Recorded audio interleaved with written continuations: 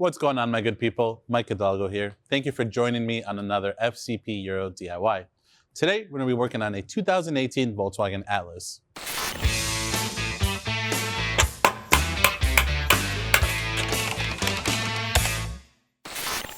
Today on the MQB chassis vehicle behind me, we're going to be covering how to replace your rear differential fluid. This is going to be different from the actual Hidalgo system. That's its own separate DIY, which is also located on our YouTube channel. Today in front of us, we have the liquid moly kit, which is a 75 weight 90 gear oil, along with two plugs, a fill and a drain, which is available again on fcpo.com. We typically recommend differential services for the most part to be done every 50,000 miles. However, with this vehicle, the Hidalgo and the Diff being packaged within the same casing, I almost recommend just doing it every time you do your Hidalgo fluid, which is typically every 3 years. If you want to put a mileage stamp on it, there's 40,000 miles that's being thrown around there, but Volkswagen recommends every 3 years regardless of the mileage. So take that as you will. We just finished servicing the Hidalgo for a different DIY, so now we're going to go ahead and do the rear differential. But before we get started on that, let's take a look at some of the tools you're going to need for this DIY. For this DIY, you're going to need very basic tools. We have a 5mm hex spit. We're going to be using a 1/4" ratchet. We also have a torque wrench. We have CTA 7073. This is going to help us fill the differential with fluid. And we have some brake clean just to clean the casing. Not pictured here, but needed, of course, is going to be a catch pan, something to catch the old fluid in. Some shop towels come in handy. We'll be using a pitcher just to show you A, how much fluid actually comes out of the casing, and B, what 60,000 mile, pretty sure original fluid looks like. Now with that, let's go ahead and get started on this DIY. All right, we're going to tackle the rear differential. Again, not to be confused with the Hidalgo. The Hidalgo plugs are at the front side of things. The rear diff, you can see our fill plug is located right here in the back in front of our subframe. And then our drain plug is located right in front of the exhaust, right beneath the axle shaft or neck, if you will. So pretty straightforward. We're going to grab our 5mm hex. It's a little bit tight to work in here, so a flex head ratchet is going to make a world of difference. We're going to go ahead and get that 5mm hex situated in as best as possible. We don't want to risk stripping it. Always start with the fill plug, of course, whenever you're doing anything like this. See if we have, oh yeah, just enough to break it free. And I'm just going to reach in with my fingers and remove it the rest of the way.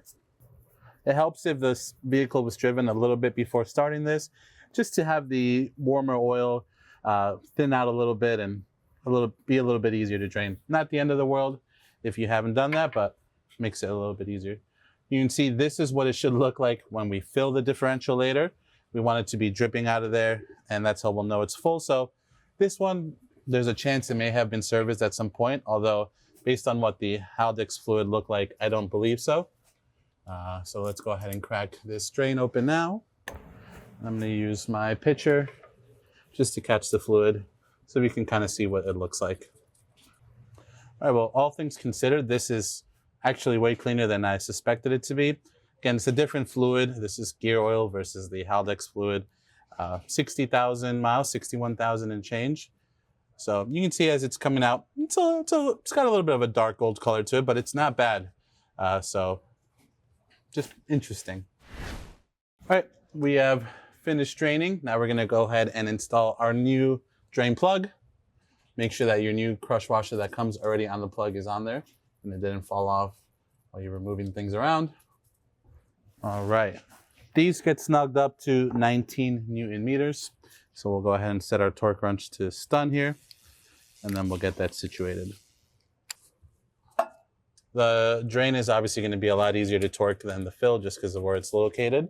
However, the drain is going to be arguably the more important one since it's going to be holding in our fluid. A little bit more of a pressure point. It's more critical to torque the drain than the fill is what I'm saying, okay? So if you can't get the torque wrench up in there, as long as you get the fill, no problem.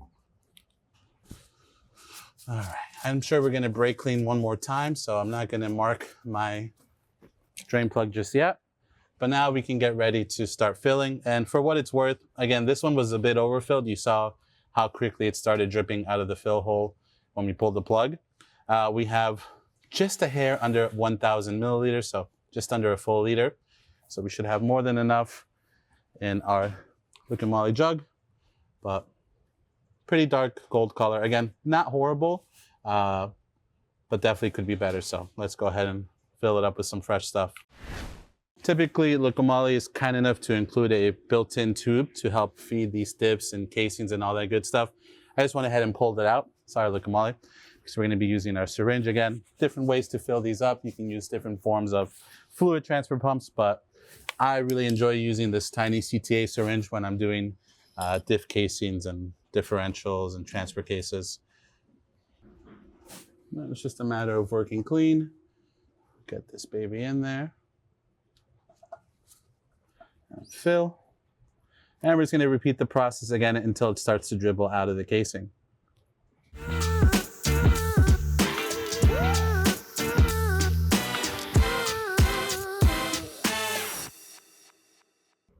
Oh yeah, and there we are, my good people. You can see our fluid is starting to dribble out exactly like we want it to. We have maybe an ounce or two, about a shot's worth of fluid left in our bottle. So you're gonna end up using the majority of it. But now that it's dripping out, we can go ahead and take our new fill plug, get that one started by hand as well. So I'm just gonna reach in here using the 5mm hex bit to kind of just get it started. We're gonna spritz everything with a little brake clean.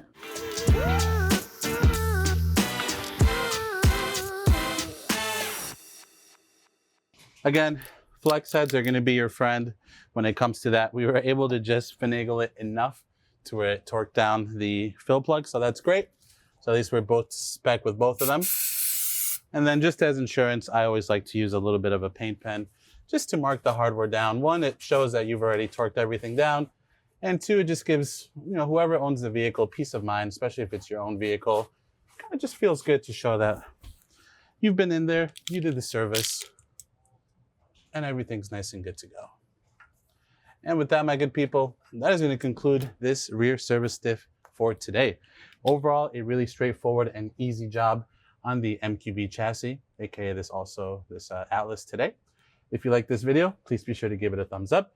If you have any questions or comments on what we did today, please leave those in the comment section below. And if you like this DIY and you want to see more like them, especially on this chassis, please consider subscribing. We've got quite a few more coming your way. As always, thank you so much for watching. We'll catch you in the next one.